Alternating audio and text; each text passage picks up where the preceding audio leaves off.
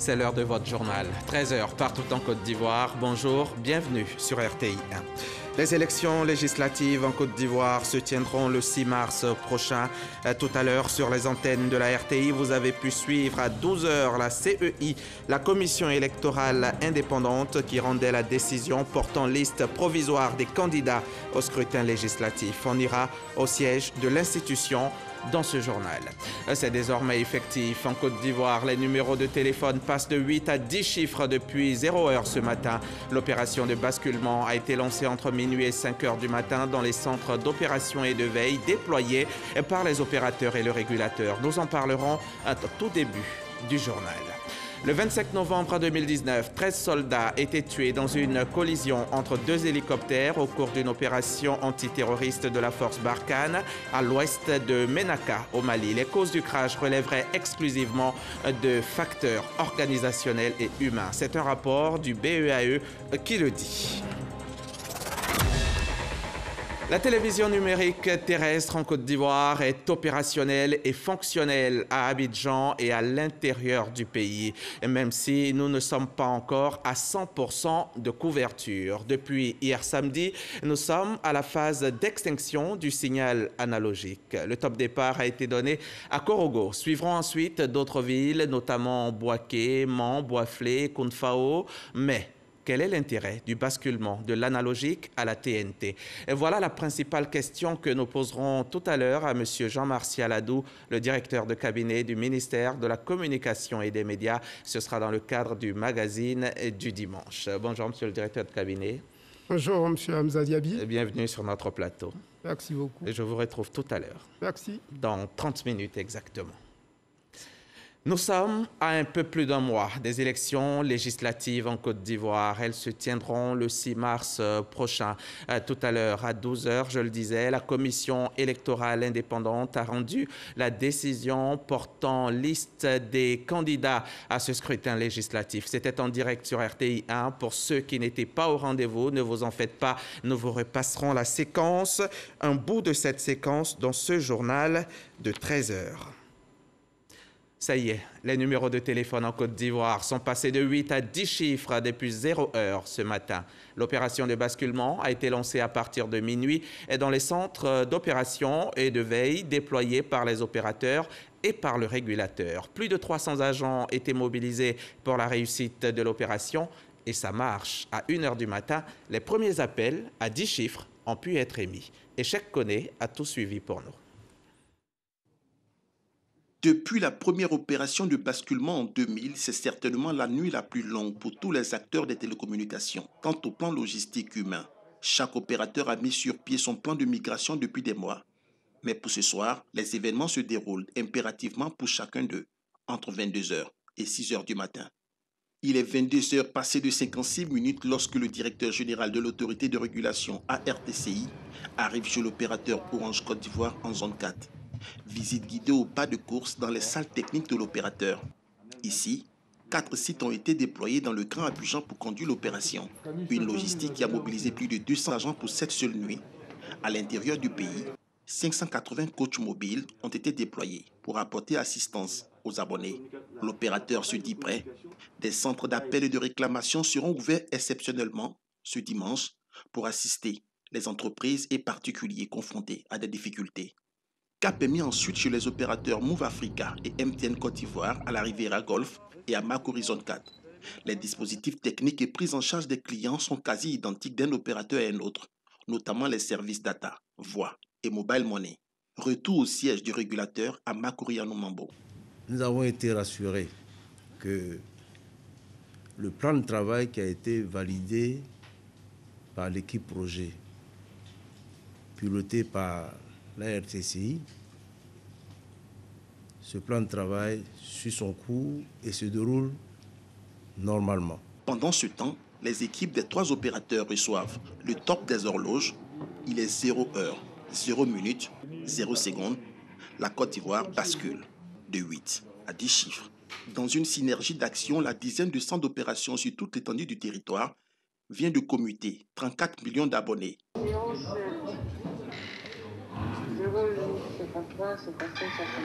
Voilà, donc c'est bon, hein, ça marche. Hein.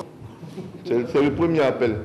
Je ne peux que remercier et féliciter tous les collaborateurs, notamment l'ARTCI, qui a coordonné cette délicate et importante opération.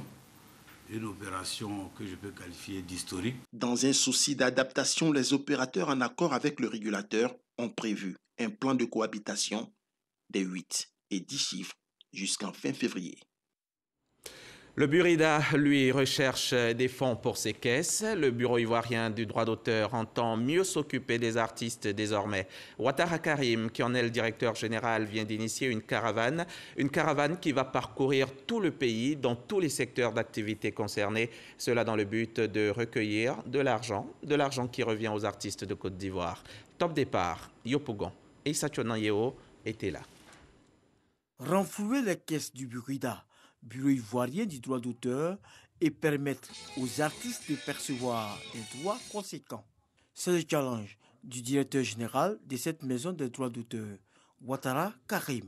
Pour réussir sa mission, il met en place une stratégie basée sur la sensibilisation et la réduction de toutes les déperditions. Il donne le ton à Yopougon, la plus grande commune de Côte d'Ivoire.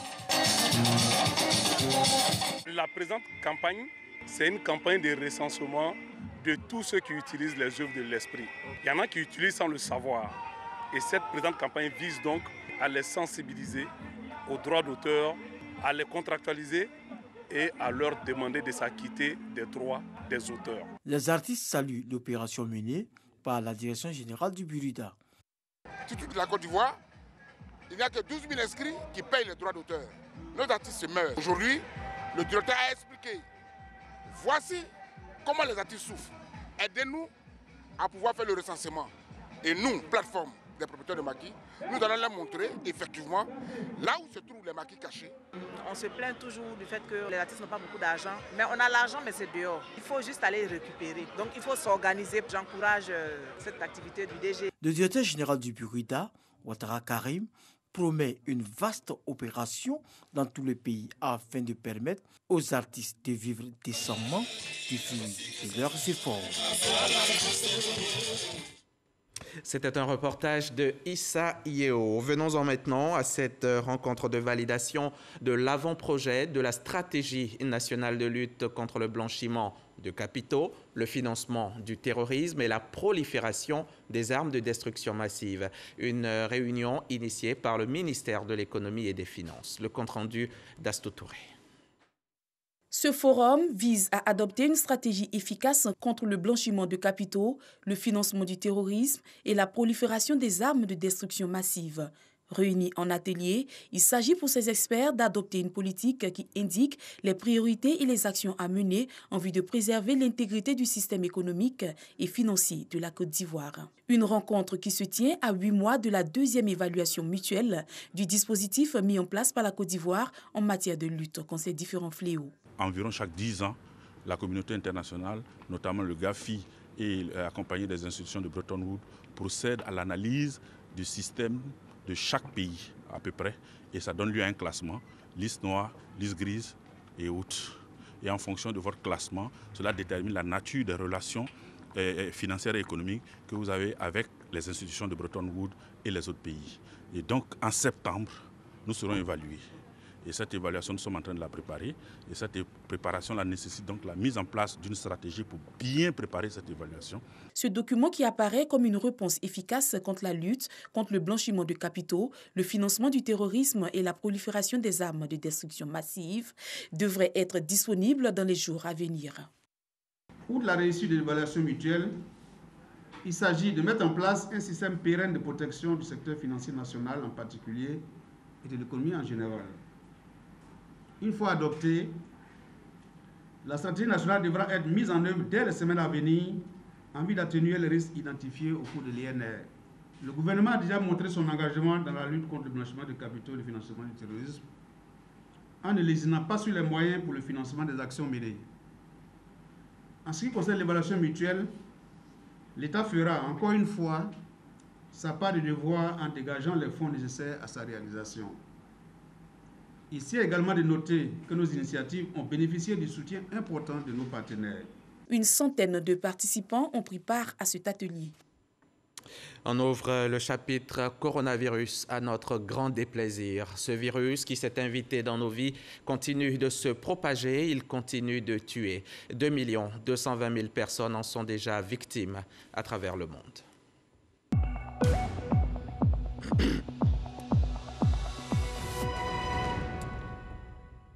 152 personnes tuées par le coronavirus en Côte d'Ivoire depuis la survenue de la pandémie. C'était le 11 mars 2020. Depuis cette date, 28 178 personnes ont été touchées par la maladie. Les contaminations continuent. Rien que ces dernières 24 heures, 244 nouveaux cas ont été recensés. À ce jour, 2208 patients recherchent la guérison. N'oublions pas, les gestes barrières sont le seul rempart à l'heure qu'il est. Et la lèpre aussi nous guette toujours. Ce dimanche, l'on célèbre la 68e journée mondiale des lépreux. Ce sera à Daloa, au centre-ouest de la Côte d'Ivoire. Cette célébration est une mobilisation des esprits et des cœurs, selon Raoul Folro. Elle est couplée à la journée mondiale des maladies tropicales négligées. On va écouter le message du gouvernement lu pour vous par le ministre Janaka Ouele. 515 cas de lèpre avec 22% d'invalidité de degré 2, dont 11% d'enfants ont été enregistrés en 2020 pour le compte de la maladie de la lèpre en Côte d'Ivoire. Relever le défi de l'éradication est l'objectif du gouvernement qui célèbre la 68e journée mondiale des lépreux, couplée à la journée mondiale des maladies tropicales négligées. Les maladies qui sévissent encore sous un mode endémique nécessitent une intensification de nos efforts afin de parvenir à une Côte d'Ivoire débarrassée de ces maladies tropicales négligées. Je vous exhorte à vous mobiliser pour le dépistage précoce au niveau communautaire afin d'éviter les infirmités qui sont source de stigmatisation. La journée témoigne également de la solidarité envers les personnes touchées par cette maladie infectieuse chronique. Il vous faut lutter contre le rejet et la stigmatisation sous toutes ses formes à l'endroit de nos frères et sœurs malades pour leur redonner le sourire. C'est unis dans une lutte intégrée que nous arriverons à relever le défi de l'éradication de la lèpre et de toutes les autres maladies tropicales négligées. C'est la ville de Daloa, au centre-ouest du pays, qui abrite la cérémonie de célébration officielle ce dimanche 31 janvier. Message recueilli par Salimatou Oudia. Le ministre de la Réconciliation nationale, lui, a fait le déplacement de Gagnoa cette semaine. Kwadio Konombertin était allé échanger avec les populations quant au retour de l'ex-président Laurent Gbagbo en Côte d'Ivoire. Les précisions de Walter Amadou Ouattara. Kedio Bambré, un des fiefs des autochtones Bété de la commune de Gagnoa. La résidence du doyen d'âge, Fanyidi Djedje Gustave, accueille la délégation du ministre de la Réconciliation nationale. En présence des chefs traditionnels, la famille Fanyidi émet le vœu de voir retourner sur sa terre natale l'ex-président Laurent Gbagbo. Identique doléance à Mama, village de l'ancien chef d'État, pareil pour des cantons des départements de Gagnoa et Doumé. Face à leurs sollicitations, Kwadio Konombertin a une seule réponse. Le chef de l'État lui a même octroyé ses passeports. Et nous sommes dans la perspective, n'est-ce pas, de son retour. Je suis venu voir ses parents, les entendre, de sorte que s'il revient, son retour aide à consolider la paix. Je n'aurais pas satisfait parce que j'ai trouvé un peuple Bété conscient des enjeux du pays, qui, lui, est prêt à jouer sa partition pour que nous rentrons définitivement dans la paix. Il m'a donné des gages. Ils m'ont même envoyé auprès du chef de l'État pour lui dire qu'ils sont prêts à l'aider, à régler les problèmes qui existent et à réconcilier les Ivoiriens. Résidence de la famille Yacouba Silla à Gagnoa. La délégation ministérielle est instruite sur le parcours et acte de l'icône de paix et de développement qu'a été le patriarche Yacouba Silla. Les visiteurs bénéficient de conseils, de soutien et de bénédictions de la part du calife Cheikhna Silla. Dans ce périple, le ministre de la Réconciliation nationale communique qu'il compte assurer pleinement sa mission tout en méritant la confiance placée en lui par le président de la République, Alassane Ouattara. Après la Chambre des rois et chefs traditionnels de Côte d'Ivoire, puis les régions du Sud Comoé et du Go, le ministre Kouadio Konan-Bertin annonce d'autres étapes dans différentes régions du pays pour prôner la paix et s'aimer la graine de la cohésion. De la région du Go, on va revenir à Abidjan. C'est 270 km de route environ. On se rend à Marcory, où les chefs traditionnels viennent d'être équipés en matériel informatique. Ils ont reçu du mobilier de bureau et un ordinateur de la part du député de la commune. Le témoignage de Didier Nguessan. Du mobilier de bureau, un ordinateur et une imprimante remis à l'association des chefs traditionnels de Marcory. C'est un don du député de la commune, Idi Traoré, une contribution qui vient soulager les bénéficiaires. Reconnaissant, il s'engage à en faire bon usage. Sincèrement, je suis honoré cet après-midi d'avoir reçu tous ces matériels-là. Sincèrement, nous lui disons beaucoup merci. Pour l'élu, ce don contribue à changer la vie de la chefferie qui travaille au quotidien à consolider la cohésion sociale dans la commune de Marcory. C'était un peu notre contribution à leur épanouissement, au développement de leur association. Et je précise que c'est une association qui regroupe tous les chefs de communauté de la CEDEAO. Le député de Marcory a présenté ses civilités aux policiers du 26e arrondissement du quartier Agouédan. Du côté de Yopougon, la communauté missionnaire de Villarerio vient de lancer le projet Voulaibo, qui signifie « Merci, femme vaillante » en langue gouro. Ce projet consiste à porter un regard particulier sur les femmes et sur les enfants en difficulté dans la commune. On en sait plus avec Malika Koulibaly. Voulaibo, qui signifie femme vaillante en langue gouro, est le nom donné au tout nouveau projet de la communauté missionnaire des Villareria, œuvrant dans la commune de Yopougon. Il s'agit à travers ce projet de contribuer à la promotion d'une société démocratique et inclusive par le repositionnement de l'intégration de la femme dans cette commune. Nous avons remarqué la difficulté de la femme de retrouver son rôle. Au niveau des sociétés, au niveau des études, au niveau aussi de la santé. Pour cela, nous agissons pour la formation des centres de santé, mais aussi pour les femmes en grossesse en vulnérabilité et aussi pour les enfants malnutris. Plusieurs partenaires accompagnent ce projet, notamment l'Union européenne et l'ambassade de l'Italie en Côte d'Ivoire. J'apprécie beaucoup ce projet parce que il vise 3 volets très efficaces pour redonner un rôle vital, comme c'est prévu dans toutes nos sociétés, et surtout en particulier dans la société africaine, et pour assurer la santé et la bonne vie scolaire aux jeunes femmes africaines. Afin d'assurer la continuité du mentoring en leadership féminin dont bénéficieront les étudiantes de la commune tout au long du projet, je voudrais exhorter elles-mêmes à coacher à leur tour leurs consoeurs sur le chemin à parcourir pour accéder au poste de responsabilité. Avant le projet des Voulaibo, les missionnaires des Villareria avaient initié en 2015 puis 2017 d'autres activités communautaires. Des activités ponctuées de dons comme ces matériels sanitaires remis aux partenaires œuvrant dans le social à Yopougon. Nous sommes dimanche, jour du Seigneur. On va prier. Direction paroisse Bon Pasteur de la Riviera 3. Sur place, il y a eu messe d'action de grâce pour rendre hommage à un homme qui a offert 50 années de sa vie à l'Église catholique. Depuis 1970, le père Eugène Névry de l'archidiocèse d'Abidjan est au service de Dieu. Godefroy Okambawa. Voilà 50 ans que le père Eugène Névry a répondu à l'appel de Dieu. Un engagement tenu jusqu'aujourd'hui. 50 ans de sacerdoce, de peine et de joie, et surtout d'obéissance au Christ. Pour cette fidélité, les paroissiens de l'église Bon Pasteur de la Riviera 3, à travers une messe d'action de grâce, témoignent leur attachement à l'homme de Dieu. Oh, c'est un homme bien, un homme qui donne la joie au cœur.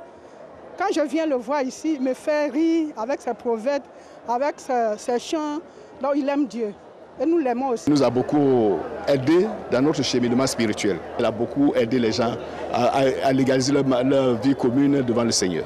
Pour ses confrères dans le sacerdoce, le Père Nevry est un modèle pour l'Église. J'étais au grand séminaire et quand ils venaient en vacances, qu'on les voyait, on était édifiés. Tellement ils étaient joyeux, tellement ils étaient amis. Alors on a voulu faire comme eux. C'est donc leur exemple qui nous a poussé à entrer au séminaire. Donc pour nous, ce sont vraiment des références.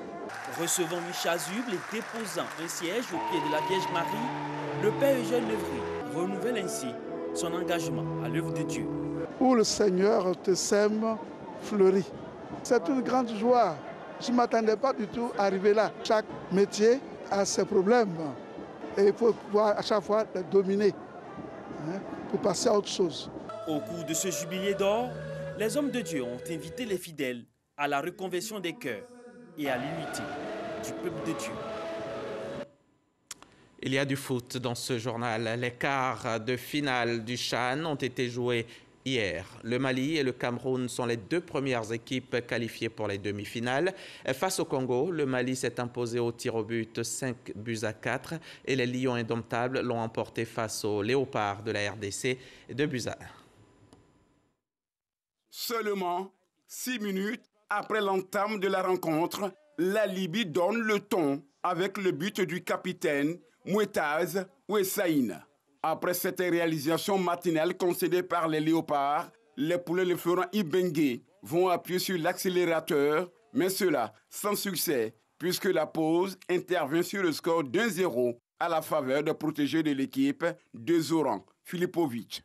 Le double champion d'Afrique entame la seconde période avec beaucoup plus de détermination et d'abnégation. La sélection congolaise se crée pas mal d'occasions de but qui finit par payer en toute fin de partie dans les arrêts de jeu grâce à une frappe limpide d'Ernesto Luzolo Sita. Avec ce nul arraché dans les dernières minutes de ce duel, les Congolais occupent la première place du groupe B avec 4 points.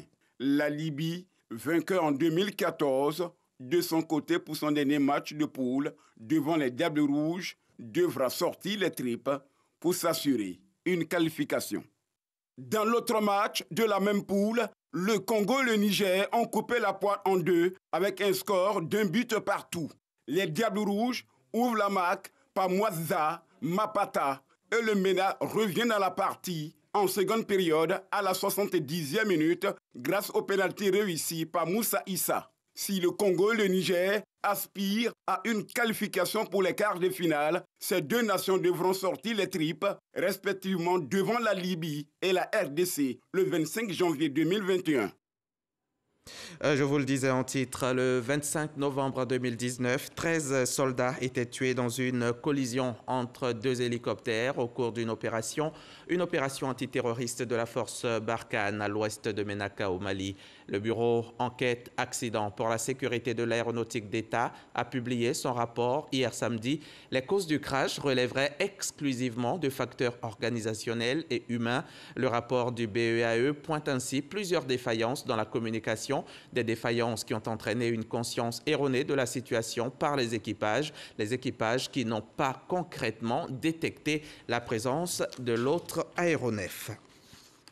Je vous le disais à l'entame de ce journal, nous sommes à un peu plus d'un mois des élections législatives en Côte d'Ivoire, des élections qui se tiendront le 6 mars prochain. Et tout à l'heure, la commission électorale indépendante a rendu la décision portant liste provisoire des candidats à ce scrutin législatif. C'était donc en direct sur RTI. Mais nous, notre reporter Alexis Ouedraogo est sur place à la CEI. Bonjour Alexis.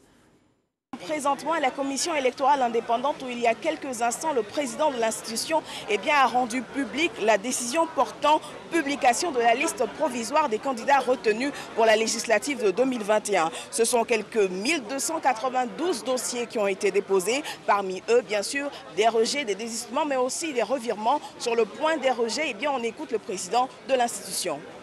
Considérant que sur l'éligibilité, le code électoral prescrit que pour être retenu sur la liste des candidats aux élections des députés, il faut en remplir les conditions. qu'il ressort de l'analyse des dossiers de messieurs Zahar, Guénois, Michel, Dago, Tobias, Fabrice, Auguste, Loïc, Seri, Boli, Michael, Didier, Bogi, Ndrin, Gatien, Zahabi, Pacom, Hervé, Koulibaly, Suleiman, Conan, Jean de Dieu, Damana, Adia, Katina, Kone, Justin, des causes les rendant inéligibles. Et au terme de cette annonce, le président de l'institution s'est assuré de la bonne publication de la liste provisoire. La loi fait obligation de cette publication. Les candidats ont 8 jours pour d'éventuels recours. Rappelons que la campagne est censée démarrer fin février. Merci Alexis Ouedraogo. Ce soir, dans le 20h, vous aurez droit à une séquence beaucoup plus large de cette publication, cette décision de la liste des candidats aux élections législatives 2021. Après l'effort, on se détend, on se repose, on profite de la vie. Les agents de Radio Côte d'Ivoire ont choisi de se retrouver pour dîner autour de leurs différents responsables. C'est donc une pause pour souffler et repartir pour d'autres conquêtes. Fosseni Dambélé, le directeur général du groupe, a lui salué les performances du personnel de la radio leader sur le sport et sur l'info. Classée 12e en 2011, Radio Côte d'Ivoire est dans le trio des meilleures radios les plus écoutées à Abidjan. Une performance à mettre au compte de la qualité du travail de toute l'équipe. Pour saluer cette abnégation des travailleurs, la directrice de la chaîne, Sali Siyo Konaté, leur offre un dîner à Grand Bassam en présence du directeur général de la RTI, Fosseni Dambélé. Une manière pour elle d'encourager ses collaborateurs à travailler davantage. Pour nous qui sommes des hommes et des femmes de médias, c'est de chercher à comprendre qu'est-ce qui pourrait intéresser l'auditeur et de travailler dans ce sens. Donc, il n'y a pas de véritable secret, mais le secret réside dans la réflexion et puis, j'allais dire, le courage et la volonté de pouvoir changer les choses. Le directeur général de la RTI, Fosseni Dambélé, apprécie l'énorme travail abattu par les agents des radios Côte d'Ivoire. Il les exhorte à retrousser les manches pour atteindre le premier palier du classement. On ne peut apprécier la remontada de Radio Côte d'Ivoire que en regardant ce que c'est que d'être dans une radio étiquetée. Vieille, qui décroche et qui ne colle pas avec la jeunesse, qui est démodée. Et ces étiquettes-là, on a du mal, qui qu'on soit en politique, en musique et même en entreprise, à s'en défaire.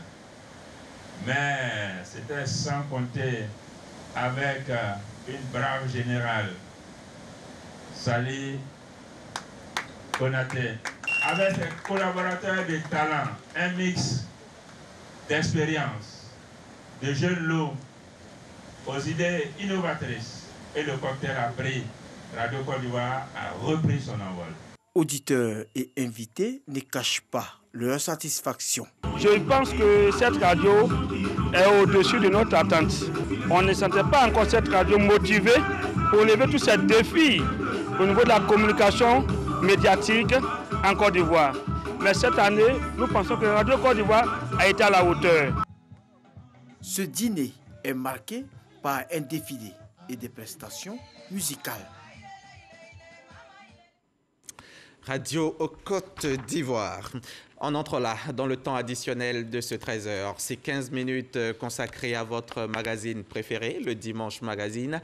Aujourd'hui, notre invité est le directeur de cabinet du ministère de la Communication et des Médias, Monsieur Jean-Martial Adou. Bonjour encore à vous, Monsieur le directeur de cabinet. Bienvenue surtout à vous. Vous êtes chez vous. Alors, nous allons écouter, nous allons suivre ce reportage maintenant. La migration de la télévision analogique vers la télévision numérique terrestre TNT est désormais effective dans le Poro. La société ivoirienne de télédiffusion IDT, structure en charge du déploiement du réseau et de la diffusion des chaînes de la TNT, a procédé à Korogo à l'extinction du signal de la télévision analogique dans cette région. Au lieu d'aller payer 10 000 francs, si j'ai la chaîne là, je vois plusieurs chaînes cadeaux. Donc, Ça me plaît beaucoup. Ça me permet d'économiser. Avec la TNT, la population dispose de 7 chaînes gratuites et sans abonnement, à savoir RTI 1, RTI 2, RTI 3, NCI, A+ Ivoire, Live TV et 7 Info. À ces 7 chaînes s'ajoutent 2 bouquets payants Easy TV et StarTime. Avec la TNT, vous bénéficiez d'une meilleure qualité d'image et de son. Avec la TNT, vous avez la télévision, même en cas de pluie et d'orage. Avec la TNT, vous pouvez par exemple enregistrer vos programmes et les regarder ultérieurement. Il était devenu impérieux de procéder à l'arrêt des émetteurs analogiques, devenus aujourd'hui obsolètes et onéreux dans leur exploitation. Pour preuve, les pièces de rechange de ces équipements ne sont plus fabriquées pour la plupart.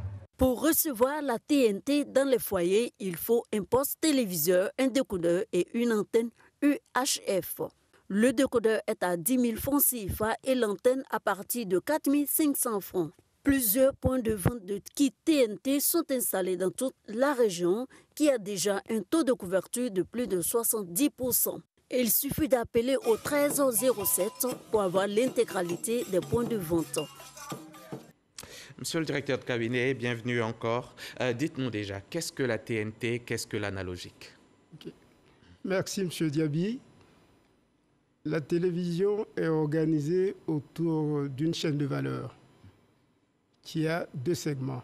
Il y a le segment édition et le segment diffusion.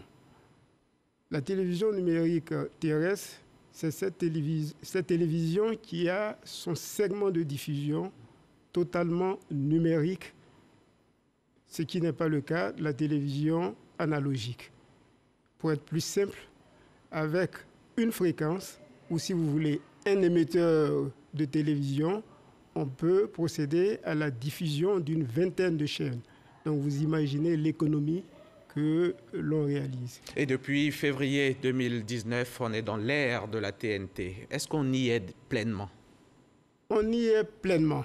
Depuis la mise en marche du Centre national d'exploitation, pour être plus précis, le 8 février 2019, par M. le Premier ministre Amadou Gon Coulibaly, paix à son âme, la Côte d'Ivoire est résolument engagée dans le processus TNT. Quel est l'enjeu du gouvernement de basculer de l'analogique à la TNT? Il y a 2 enjeux essentiels. Il y a d'abord un enjeu diplomatique. Il y a un enjeu diplomatique parce que c'est en 2006, le 16 juin 2006, que tous les États membres de l'UIT, l'Union internationale des télécommunications, tous ces États ont pris la décision de passer à la TNT. Et notre pays, qui a toujours respecté ses engagements à l'international, signataire donc de cet accord de Genève, ne pouvait que mettre en œuvre cette grande résolution qui va réduire la fracture numérique entre les États développés et nous-mêmes, je veux dire les États moins développés. Donc l'État gagne beaucoup. L'État gagne beaucoup. C'est justement le deuxième pendant le deuxième enjeu. C'est l'enjeu économique. L'enjeu économique, l'État gagne beaucoup. Je l'indiquais tantôt qu'avec une seule fréquence, on peut faire passer environ une vingtaine de chaînes. Vous imaginez donc ce que nous gagnons par rapport au système analogique, le système ancien. Bien entendu, la ressource pétrole est une ressource rare qui coûte cher. Et donc, c'est une ressource potentielle, disons, qui est dégagée du fait de notre passage à la TNT. Ça, c'est au niveau de l'État. Au niveau de l'entreprise télévisuelle, le gain est immense. Parce que, je le disais tantôt, que c'est la modification de la chaîne de valeur qui est en jeu. Dorénavant, pour créer une entreprise de télévision, on n'a pas besoin d'investir et dans l'édition et dans la diffusion. Parce que la seule entreprise nationale de diffusion suffit disons, à faire le bonheur de tout le monde. IDT, au IDT, passage. c'est ça. IDT. Et le consommateur, naturellement, il gagne beaucoup. Il gagne quoi, le consommateur? Le consommateur gagne d'abord la pluralité des offres, ce qui n'est déjà pas mal. Il y a dorénavant une véritable vie qui est organisée autour de la télévision, parce qu'il y a une agrégation de services autour de la télévision. On peut faire de l'Internet autour de la télévision, on peut faire de la téléphonie autour de la télévision, on peut faire de la vidéo à la demande autour de la télévision. Voilà autant de services. Tout ça grâce à la TNT. Ça, grâce à la TNT. Et je parlerai aussi de la qualité de l'image et du son dont l'élément a parlé tout à l'heure. Le 1er janvier, on devait assister à l'extinction du signal analogique, notamment ici même à Abidjan. Mais un mois plus tard, rien. Effectivement, en 2020, le gouvernement a pris un décret pour organiser l'agenda d'extinction de la télévision analogique. Mais vous en conviendrez, en 2020, il y a eu beaucoup d'événements au niveau international et même au niveau national. Et ces événements n'ont pas forcément contribué à la, disons, respect de cet agenda. Donc, à la pratique, nous gérons au cas par cas la situation de l'extinction de l'analogie. Est-ce qu'on est réellement prêt, monsieur le directeur de cabinet, est-ce qu'on est réellement prêt à faire le saut, à passer de l'analogique à la TNT? On est absolument prêt. Et la Côte d'Ivoire est pleinement engagée, je dirais même irrémédiablement engagée dans le processus TNT. Il n'y aura pas de retour en arrière possible.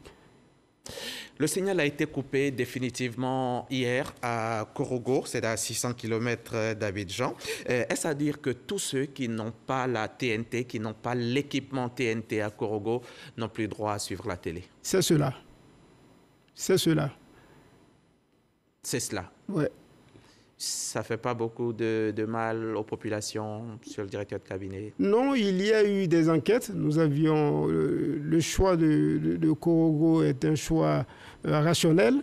Les enquêtes qui ont été faites montraient que dans cette région du Poro, il y avait une bien meilleure adhésion au processus TNT que partout ailleurs en Côte d'Ivoire. Et c'est quoi le taux? Nous avions, lors de ces enquêtes, une adhésion à hauteur de 65% de la population, ce qui n'est pas mal. Ce qui n'est pas mal. Et le lancement du processus d'extinction de l'analogie a fait monter de façon mécanique le taux d'adhésion à 85%. D'accord. Donc il n'y a que juste 15% de la population qui n'ont pas leur télé, qui ne nous suivent pas en ce moment. Malheureusement. Mais qui ira très rapidement, qui prendra le train avec. Après Korogo, quelle autre ville, quelle autre région suivront? Boisflé. L'étape la plus proche, disons, est celle de Boisflé. D'accord. Et Boisflé, ils sont à combien de... c'est quoi le taux d'adhésion? Le taux, les estimations aujourd'hui sont autour de 50%, mais on imagine que quand la campagne va être lancée, l'effet que nous avons eu, disons, à Korogo se produira à Boisflé. D'accord. Et c'est quoi le deadline pour que toute la Côte d'Ivoire soit connectée à la TNT? Selon l'agenda arrêté par le gouvernement, c'est le 31 mars, le décret de 2020. Oui. Mais nous gérons la réalité du terrain. Et vous pensez que jusqu'à quand on sera tous en train de suivre la télé, la TNT? Je dirais à très vite, c'est-à-dire dans les mois à venir. Voilà. Dans les mois à venir, mais visiblement pas le 31 mars. Et puis, dans l'élément qui nous a été proposé par Ami Sissoko, 7 chaînes de télévision seront connectées à la TNT. Oui, en effet, il y a, disons, 7 autorisations qui ont été données par la Haute Autorité de la Communication audiovisuelle. Il y a les 3 chaînes du service public. RTI 1, RTI 2 et la 3. Et il y a 4 projets privés qui ont été admis. Sur ces 4 projets privés, il y a 3 projets qui sont opérationnels et il y a un 4e, le tout dernier, qui, disons, émettra au cours de cette année. Au cours de cette année, d'accord. Est-ce qu'il y a des politiques sociales d'accompagnement des ménages dans le cadre du passage de l'analogique à la TNT? Bien entendu, le gouvernement a pris certaines, disons, des mesures d'accompagnement. Il y a l'ordonnance de 2019, Monsieur le Président de la République, qui exonère de droits de douane et de TVA tous les équipements de réception de la TNT. Je veux parler du décodeur et de l'antenne UHF. Et il y a, disons, un décret présidentiel également qui plafonne le prix d'acquisition du décodeur à 10 000 francs et l'antenne à 6 000 francs. C'est le maximum. Mais évidemment, les commerçants qui y trouvent leur compte peuvent toujours vendre ces équipements à moins que cela. Mais on ne peut pas aller au-delà de 16 000 francs le couple. Ça veut dire que le kit de réception de la TNT, c'est 16 000 francs en tout. 16 000 francs, ce n'est pas un peu cher, monsieur le Dirkab? Le kit de la TNT est à 16 000 francs, mais il est bon, disons, de dire qu'en 2014 déjà, le gouvernement avait pris une décision, un décret, qui interdisait déjà à l'époque l'entrée sur notre territoire de télévision non homologuée. Donc vous comprenez que depuis 5 ans, les postes téléviseurs qui sont vendus sur notre territoire sont des postes qui répondent aux normes, qui ont un décodeur intégré.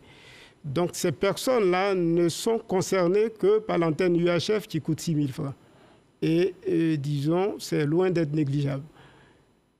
Et ces kits-là peuvent être trouvés partout sur le marché. Absolument. Outre la TNT, quelles sont vos perspectives dans le secteur de l'audiovisuel?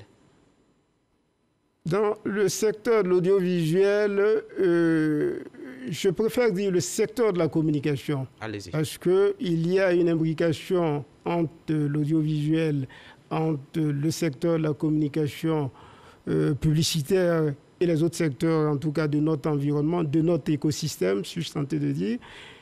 Il y a eu d'abord la libéralisation de l'espace audiovisuel qui a besoin d'être suivi, d'être encadré pour que cela soit une réussite.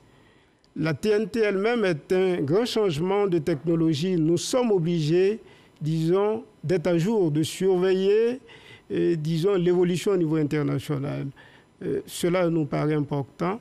Et vous en conviendrez, il ne peut pas avoir un secteur audiovisuel, un secteur télévisuel dynamique s'il n'y a pas un secteur de la communication publicitaire bien organisé, bien structuré. Et l'année dernière, 2020, je veux dire, Monsieur le ministre a proposé un projet de loi sur la communication publicitaire. C'est une grande première en Côte d'Ivoire. Et ce projet a été voté par les parlementaires et promulgué par Monsieur le Président de la République. Et ce projet viendra compléter toutes les initiatives que nous avons prises dans le domaine de l'audiovisuel afin que, disons, les développements qui sont envisagés soient viables. Parce qu'une télévision se nourrit avant tout de ressources publicitaires. Bien sûr. Et, monsieur le directeur de cabinet, venons-en maintenant à la redevance RTI. Beaucoup de choses ont été dites là-dessus. Elle s'élève à combien déjà, cette redevance? La redevance RTI, le maximum que le consommateur paye, c'est 2 000 francs CFA. Mais évidemment, ce que nous entendons ça et là, on a l'impression que toute la population, tous les consommateurs ou disons toutes les personnes qui contribuent payent 2 000 francs. Ce n'est pas vrai. 2 000 francs, c'est le maximum qu'un consommateur puisse payer. Et c'est pour un petit groupe? C'est pour un petit groupe. La majorité paye moins que les 2 000 parce que la loi des finances 1994 qui a institué, disons, cette redevance a été modifiée par celle de 1996, la loi de finances de 1996, qui apportait quelques éléments de clarification. Donc, pour la grande majorité, en tout cas de la population, la base de taxation est de 2 francs, je dis bien, au kilowattheure. Donc, ce qui est très loin, disons, les 2000. Quelques-uns peuvent payer 400 francs, 600 francs. Absolument.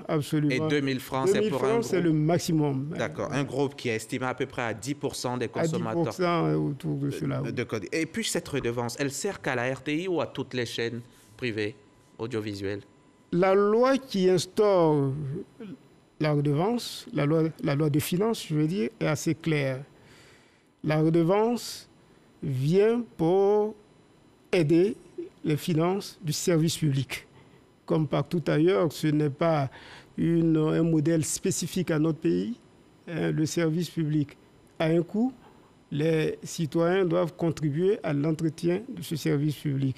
Donc, c'est uniquement, la redevance va uniquement au service public. D'ailleurs, et je souhaite le noter, depuis la réorganisation de la RTI en 2 entités, RTI que nous connaissons et IDT, pour la diffusion. Il a été acté d'ailleurs par la loi de finances 2021 qu'une partie de cette redevance aille à IDT.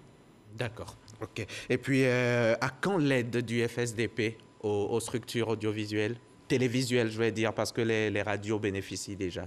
Très rapidement, monsieur le directeur de cabinet. Nous y travaillons. Monsieur le ministre de la Communication a soumis un projet de décret, disons, au gouvernement pour prendre en compte toutes les évolutions que nous avons connues dans notre secteur depuis la création du FSDP. Donc, nous y travaillons. Merci. Merci. Monsieur le directeur de cabinet, monsieur Adou Jean-Martial, directeur de cabinet donc du ministère de la Communication et des Médias. Vous êtes venu nous parler du passage du signal analogique à la TNT, la télévision numérique terrestre, basculement qui est donc officiel depuis hier avec l'extinction du signal à Korogo. Merci encore d'être venu sur ce plateau. Merci à vous aussi, chers téléspectateurs, d'avoir été des nôtres pendant 3 quarts d'heure. J'espère que vous y avez pris beaucoup de plaisir. Nous, en tout cas, c'est un bonheur immense de vous retrouver chaque fois. Restez sur RTI 1, prenez soin de vous et des autres en vous lavant les mains.